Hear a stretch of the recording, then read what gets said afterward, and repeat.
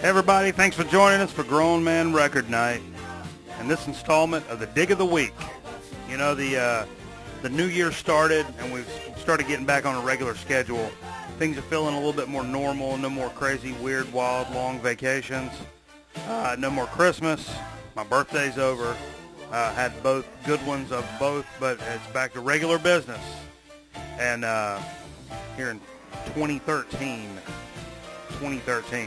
we'll listen to some ELO out of the blue, and I believe this was Steve Jones' first record album he ever bought. How about that?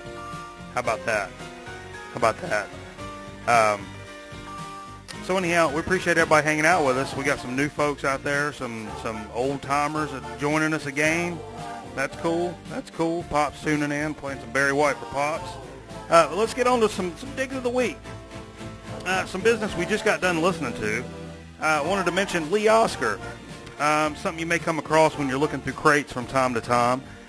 And Lee Oskar was the harp player, if you will, from War.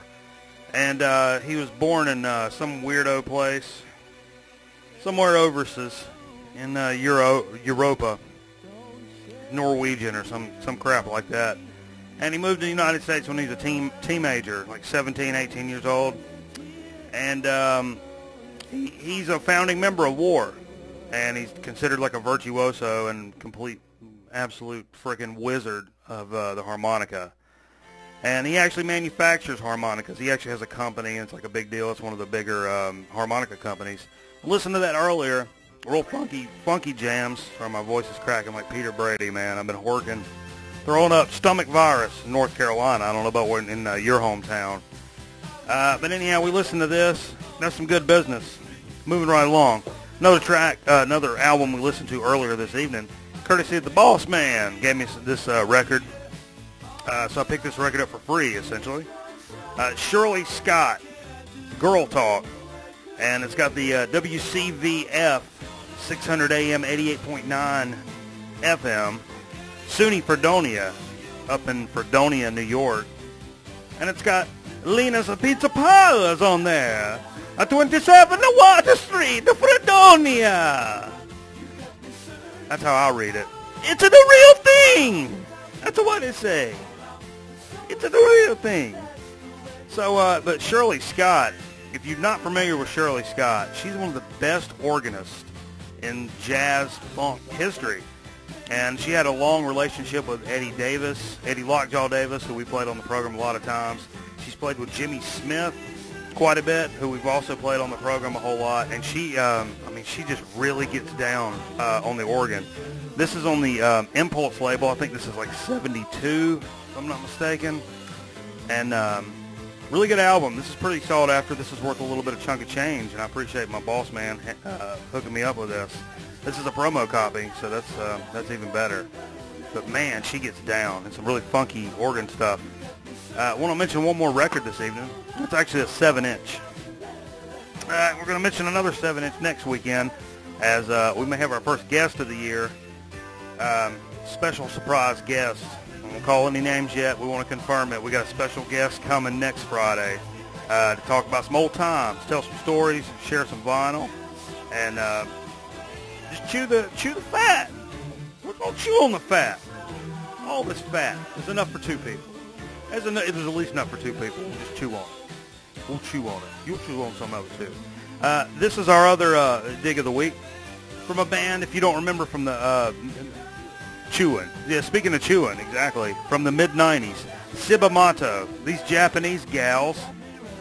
And Cibomato actually means crazy food in Italian. And I looked that mess up. I'm pretty proud of it. So crazy food.